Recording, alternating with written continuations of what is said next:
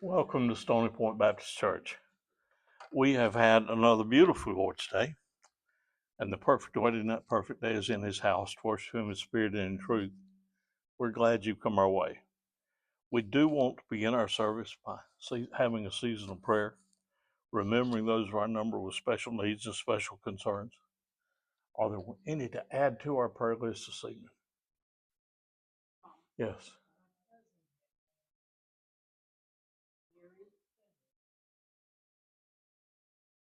Gary Pennell. Okay.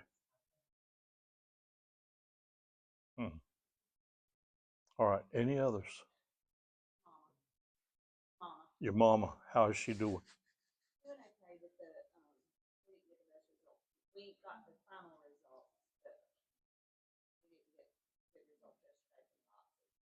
Okay. Okay.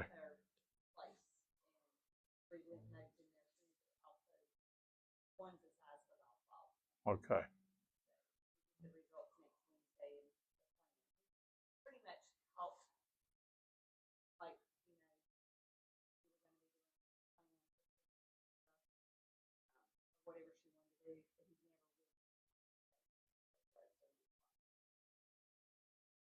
Pretty good idea. Okay. Any others?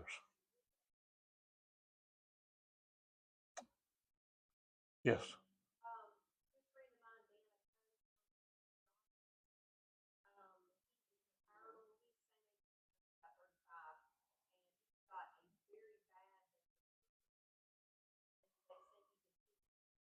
Ah,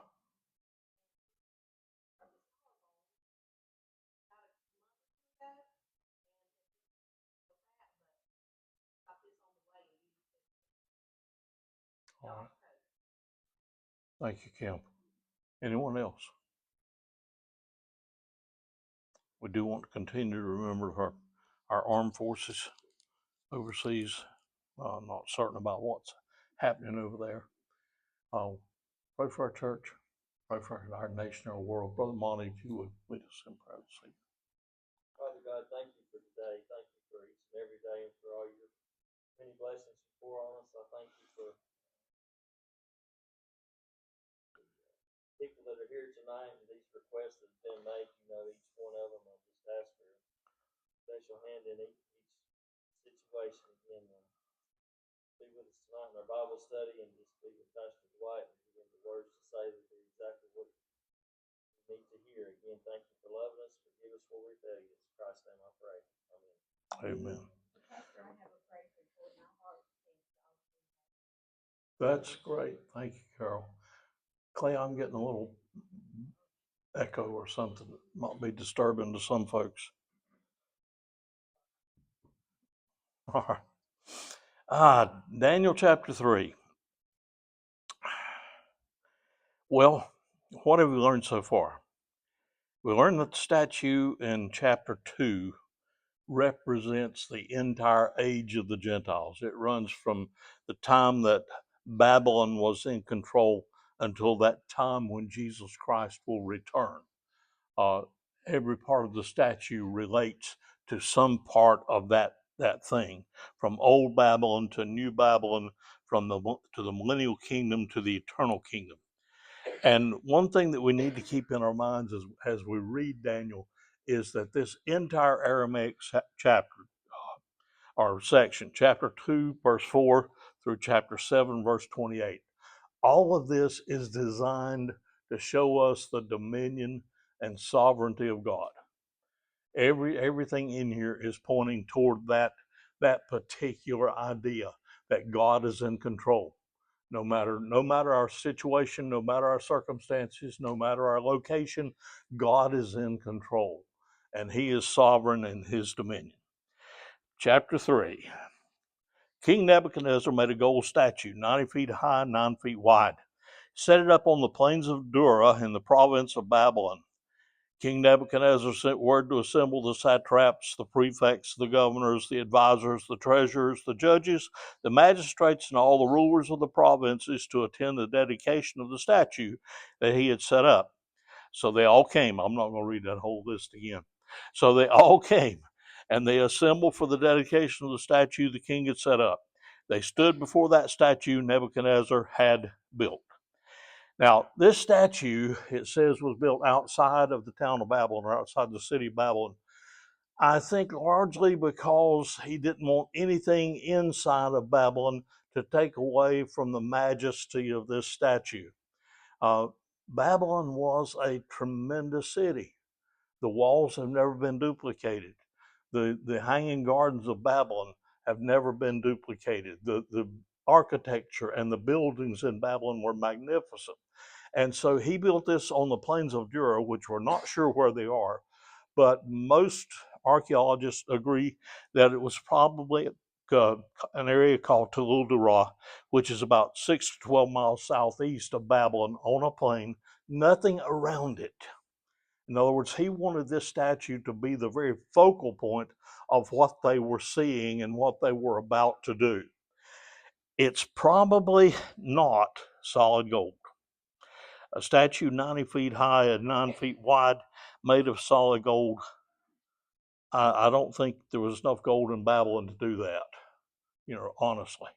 But he overlaid it with gold at least. Now, this statue was built to show his wealth and his power.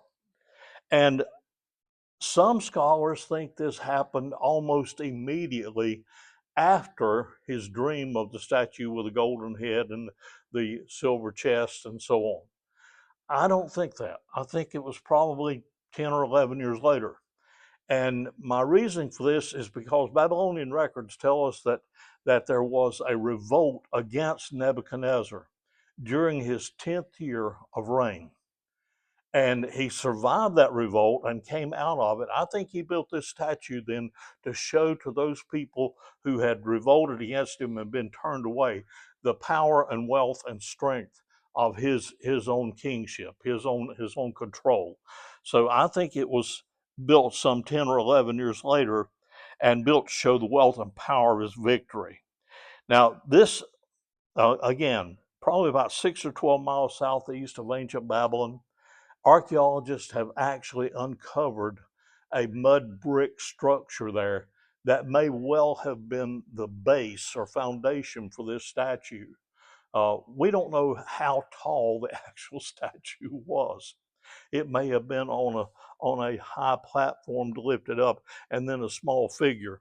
Again, but he called all the government officials to attend this dedication. Verse 4, a herald proclaimed, people of every nation and language, you are commanded, when you hear the sound of the horn, the flute, the zither, the lyre, the harp, the drum, and every kind of music, you are to fall face down and worship the gold statue that King Nebuchadnezzar has built. Whoever does not fall down and worship will immediately be thrown into a furnace of blazing fire. Fall face down and worship. Now, just a side note, this doesn't have anything to do with anything else, but the words zither, harp, and drum are actually Greek. The words here, those were the Greek names, and there's no significance to that except they use the Greek names throughout all that region for these particular instruments. They were not necessarily Greek in their origin, but that was their name.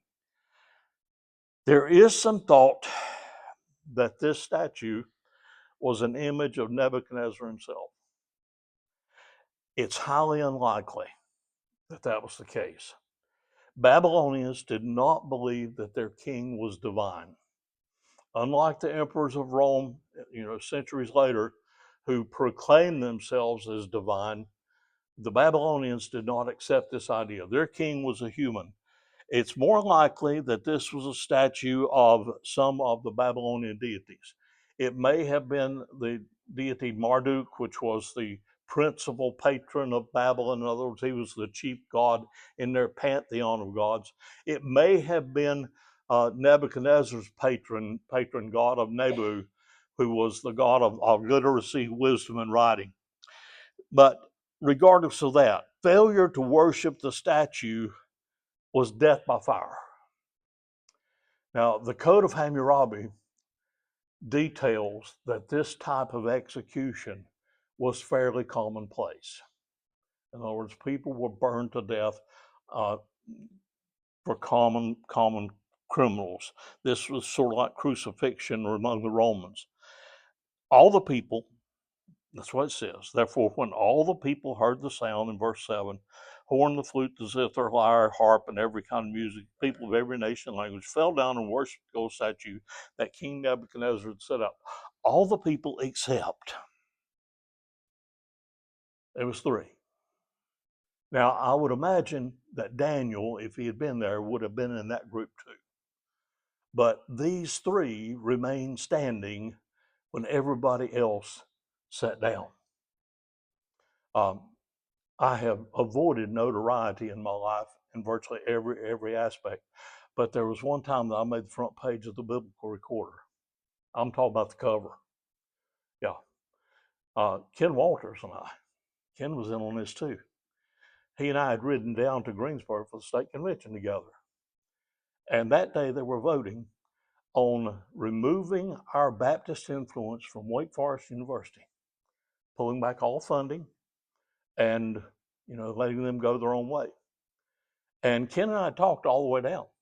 Both of us felt like what we needed to do, instead of taking away more the money, was putting in more money so that worthy North Carolina Baptist students, note those delineations, worthy North Carolina Baptist students could afford to attend it.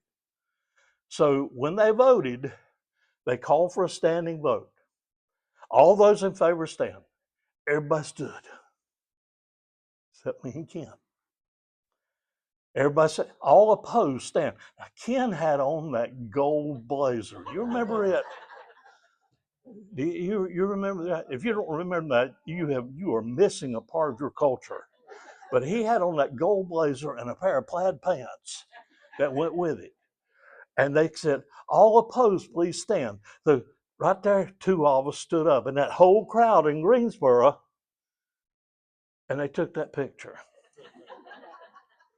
And it made the cover of the Biblical Recorder. I don't remember what I had on, but I remember what he had on.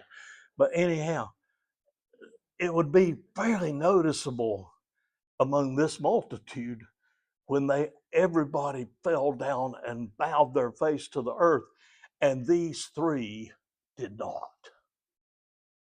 These three did not. Now, the first 7 verses of this chapter of Daniel are not only historical, but they're prophetic as well. Because if you read Revelation 13, verses 13 through 18, this details a similar event carried out by the false prophet. False prophet builds a statue in the image of the beast, the Antichrist. Now, this statue could speak. We know that's no big deal now. You can make a statue speak. You can make a rock talk if you want to. But everybody was commanded to worship the image of the beast on penalty of death. Now, the penalty of death there was beheading, not burning. Nebuchadnezzar had no idea.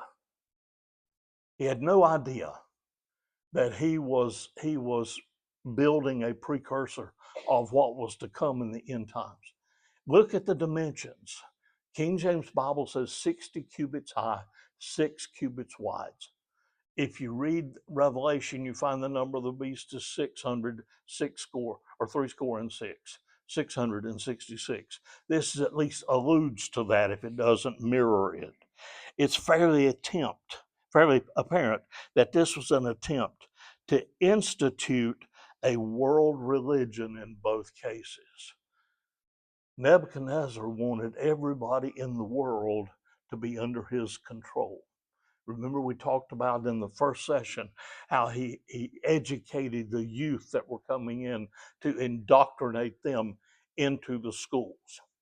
One of the biggest mistakes I think we made in America, or we have made in America, is not assimilating our immigrants. When a Spanish-speaking student comes into school, they should speak English. They should speak, now this is just my opinion, I'm not an educator, but they should speak English. We should not teach Spanish or teach our classes in Spanish for them. They should be forced to learn English. That's an assimilation.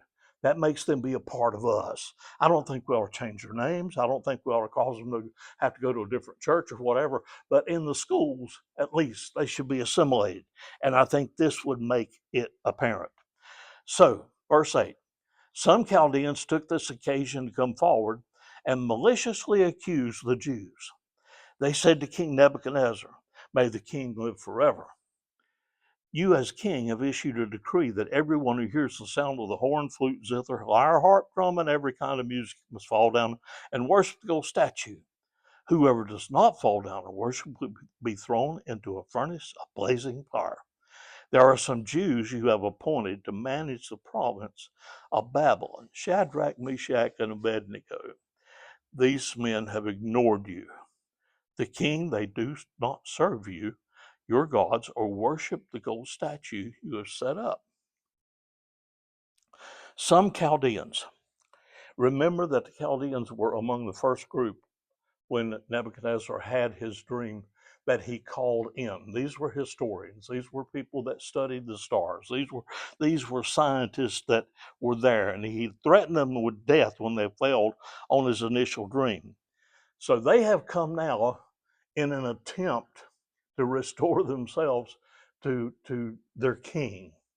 You know, if you've ever had a dog that you scolded and it came up and licked your hand, this is what they're doing. This is what they're doing. They're trying to appease the king. Among the Jews, you had three that did not worship: Shadrach, Meshach, and Abednego. Now, Daniel was not in this crowd. Remember that. He had stayed at the king's palace. He was not in this group that was called to this statue. So, verse 9, Nebuchadnezzar was angry. He was angry. Let's see. No, I'm sorry, verse 13. Then in a furious rage, Nebuchadnezzar gave orders to bring in Shadrach, Meshach, and Abednego. So these men were brought before the king. And he asked them, "Is it true that you did not bow down to worship the gold statue and you don't serve my gods? If you're ready, when you hear the sound again of all these instruments, I'm going to give you one more shot. We're going to play the instruments again. You can bow down now and everything will be good. But if you don't do it, then I'm going to throw you into the furnace." And who is God? Here's the question. Who is the God who can rescue you from my power? It's pretty obvious that Nebuchadnezzar had forgotten what he said when Daniel had interpreted his dream. And I love Shadrach and Meshach's and Abednego's reply. They said, verse 16, "Nebuchadnezzar, we don't need to give you an answer to this question. If the God we serve exists, then he can rescue us from the furnace of blazing fire, and he can rescue us from the power of you, the king. But even if he does not rescue us, we want you as king to know that we will not serve your gods or worship the gold statue that you set up." Pretty bold statement, wasn't it? Yeah. Reminds us of Job, doesn't it? Though he would slay me, yet will I serve him. They said, if our God exists. Now, this is a rhetorical statement. They knew that God existed. They had already seen his presence. They had already seen his power at work. So they were not saying if he exists. They were saying that for the king's benefit. But if he does, he will rescue us. And he is able to do that. But even if he doesn't rescue us, we will not serve your gods. We will not worship your statue. Well, you know, this little match under Nebuchadnezzar. I mean, any self-serving king for a subject to stand up and say, you know, you can't hurt me, you can't do this to me. Then Nebuchadnezzar was filled with rage, and the expression on his face changed towards these three. He gave orders to heat the furnace 7 times more than was customary. He commanded some of the best soldiers in his army to tie up Shadrach, Meshach, and Abednego and throw them into the furnace of blazing fire. So these men in their trousers, robes, head coverings, and other clothes were tied up and thrown into the furnace. Since the king's command was so urgent and the furnace was so hot, the flames killed those men who carried the three. And these three men, Shadrach, Meshach, and Abednego, fell bound into the furnace of blazing fire. 7 times normal. I don't know what that means in temperature. I don't have any idea on how many degrees it means. But the word 7 is God's number for completion in Scripture. So what this says to me is that they had this furnace as hot as it could possibly be. There was no way they could get it any hotter. Um, the idea of it being heated that hot. The three were bound in their clothing and pushed into the fire. I don't think, I'm not sure of the wording there, even in the translations. I don't think these three would have had to have been pushed into the fire unless they were bound hand and foot. If their feet were tied together, then yes, they would have had to have been carried in or whatever. But I think if their feet had been loosened, they would have walked into the fire without any worries. Bound in their clothing, pushed into the fire so hot it killed the soldiers who came close to it. So hot it killed the soldiers who came close to it. Verse 24. Then King Nebuchadnezzar jumped in alarm. He said to his advisors, "Did we not throw 3 men bound into the fire?" We did, Your Majesty, of course. Look, I see 4 men untied, walking around in the fire, unharmed, and the fourth looks like the Son of God.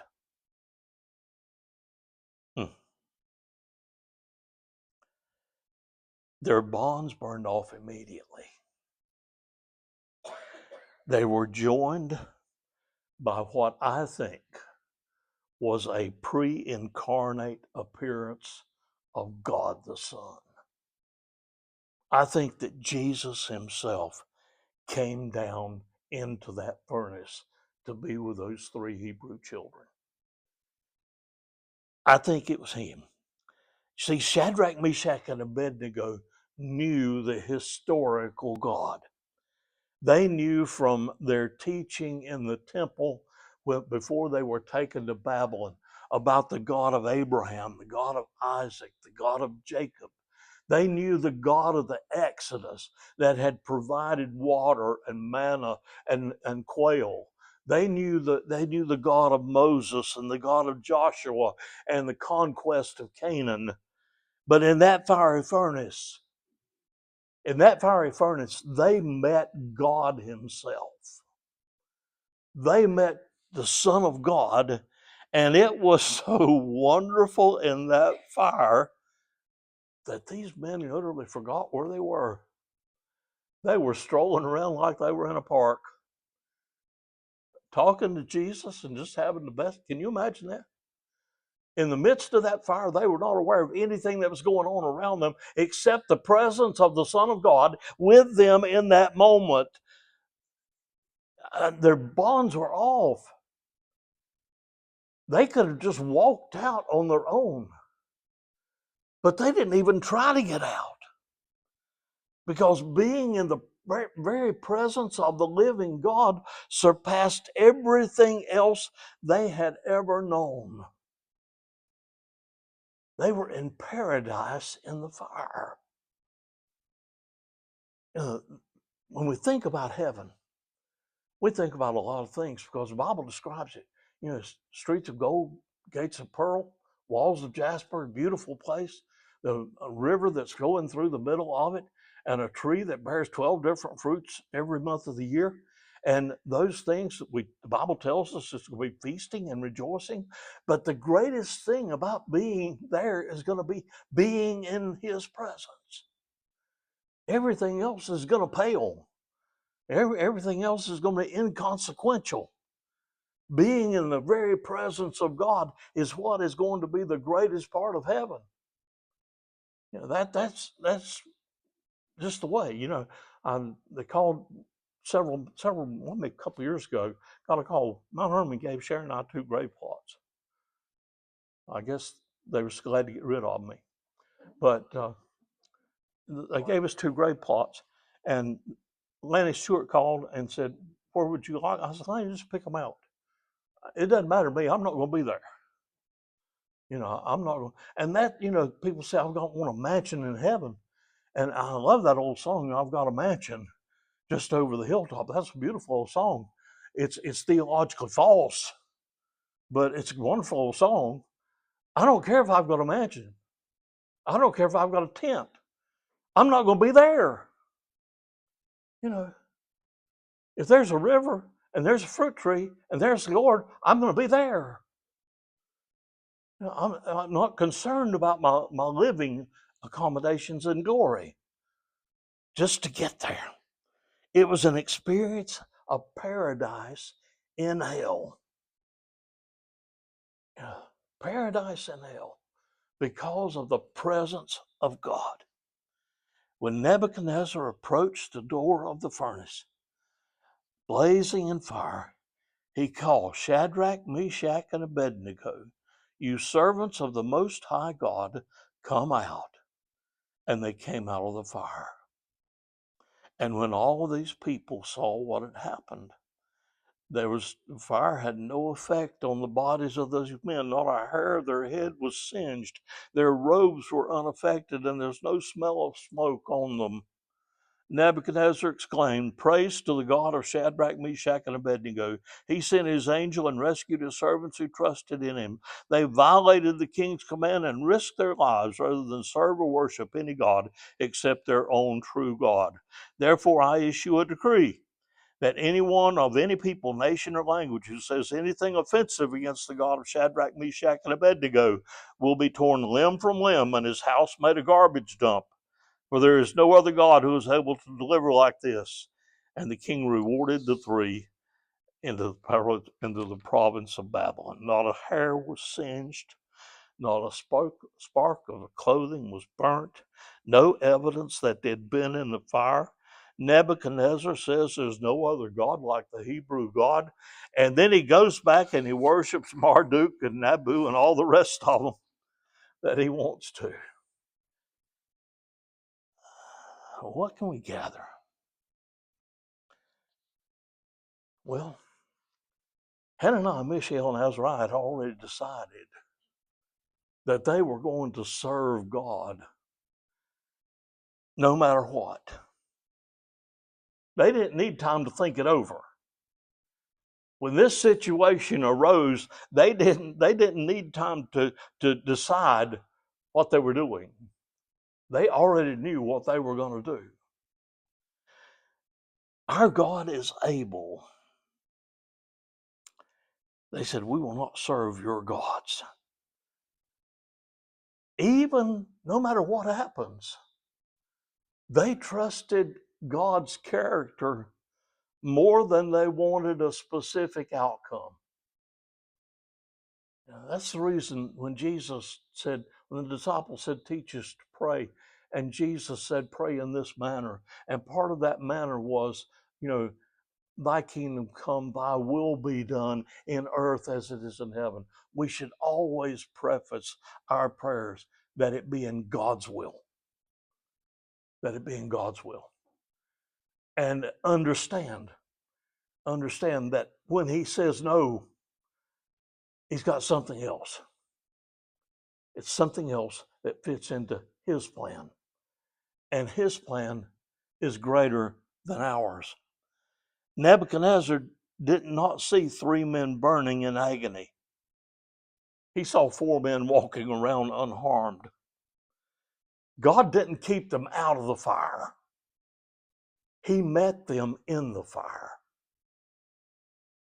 He met them in the fire. The only thing that burned was the ropes that they were bound with. Nothing else burned. So what can we gather?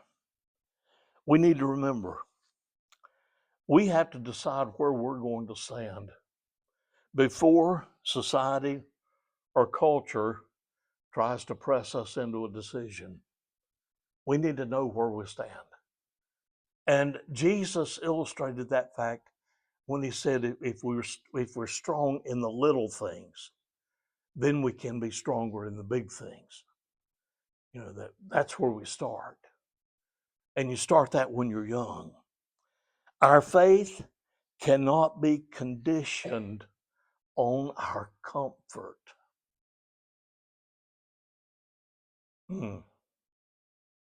That's tough, isn't it? That's tough. When things are not going our way, it's hard to keep that faith strong. Real faith does not change if God does not deliver us from something, but instead delivers us through it. He may need us to walk through it. Not for him, but for us. Because those trials that we go through, those tribulations that we go through, they do increase our faith. Faith's just like a muscle. If you want your faith to grow, you've got to exercise it. You've got to exercise it. You know, it doesn't happen just because we want it to. We've got to use that faith every day and make it a part of us for it to grow. For it to grow. We never go through difficult times alone. We never go through difficult times alone. And God often uses those trials to purify and refine our faith and to reveal his presence in our life.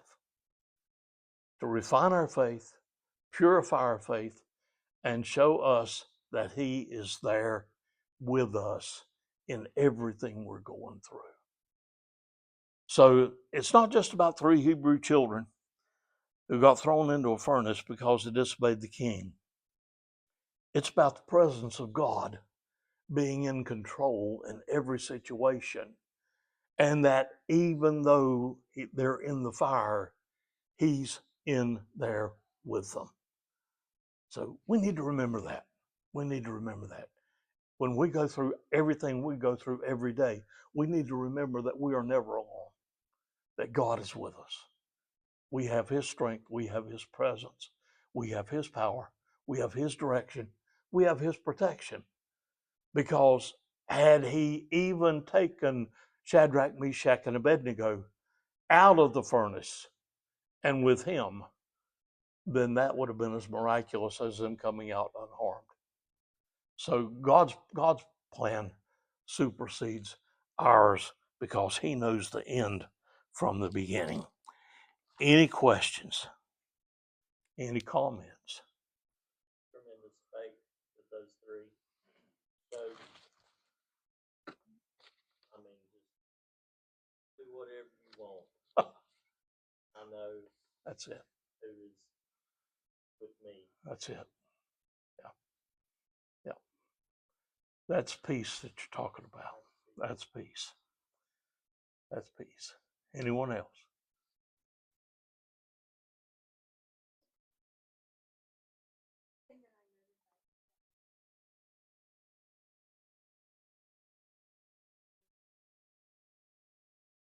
Yeah.